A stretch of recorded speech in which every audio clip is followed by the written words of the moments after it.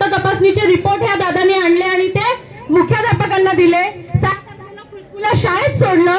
9 जानेवारी पर्यंत खुशबू शाळेतल्या ऍक्टिव्हिटी मध्ये डान्स करताना दिसते, नाचताना दिसते। तिचा व्हिडिओ आहे 9 जानेवारीचा।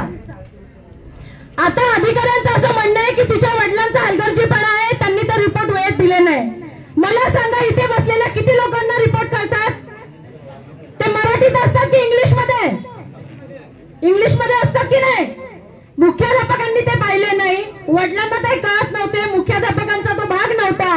भाग कुणाचा होता? तर कामारली पीएससीच्या वैद्यकीय अधिकाऱ्यांचा, तालुका आरोग्य अधिकाऱ्यांचा, आणि तिच्यावर जे कुष्ठरोगी म्हणून उपचार करत होते त्यांची सुद्धा जबाबदारी होती। 10 तारखेपर्यंत ते रिपोर्ट समोर आले नाहीत, अगदी 15 तारखेपर्यंत आले नाहीत। 15 तारखेला जेव्हा तिला उपजिल्हा रुग्णालयात आणलं तेव्हा तिथल्या कुष्ठरोग निवारण कक्षाचे जे प्रमुख आहेत त्यांच्या लक्षात आलं की हे डेप्सनमुळे झालंय, आणि 15 तारखेला बंद केलं ना औषध। 3 तारखेला जेव्हा हे घेऊन गेले अधीक्षिकेने यांच्या हातात गोळ्यांचं पाकिट दिलं आणि काय सांगितलं? खुशबूला काय झालं? काय बोलते, लिव्हर फेल गेलाय असं बोलले।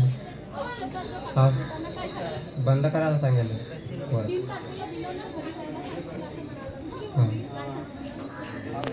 देवला काय बोलला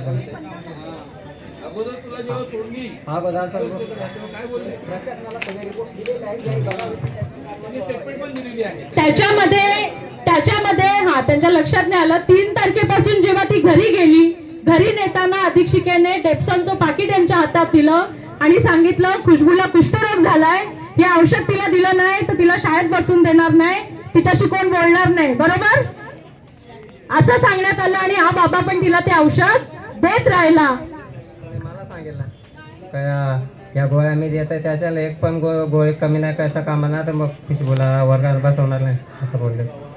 आता तुम्ही दुसऱ्या मुलीला जेव्हा तिथे शाळेत तिला तू शाळेत जात नाही ना, खुशबू सोबत होती ना, ही आता त्या शाळेत जायला मागत नाही वरवण्याच्या, कारण तिची बहीण तिथे अशा पद्धतीने तिचा मृत्यू झालाय। म्हणून यांनी ठरवलं की हिला आता सावरसेईला शाळेत घालण्यात यावं। सावरसेई मधल्या शिक्षकांनी तुम्हाला काय सांगितलं ऍडमिशन नाही देण्यासाठी?